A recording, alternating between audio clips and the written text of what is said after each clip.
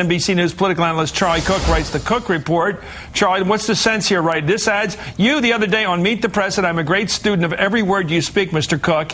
You said if you had to bet, although you wouldn't bet your house on it, the Democrats are likely to pick up or end up with 59 seats in the U.S. Senate, one short of a filibuster-proof number. Does this take them to filibuster-proof?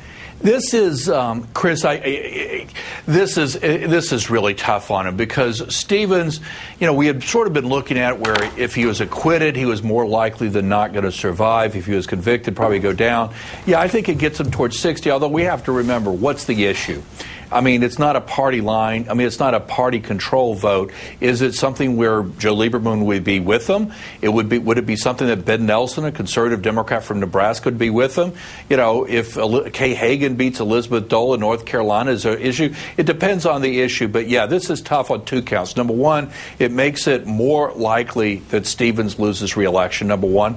But number two, for all these Republican incumbents in difficult races, what do they say? Are you going to allow Senator Stevens to be the ranking Republican on the Appropriations Committee?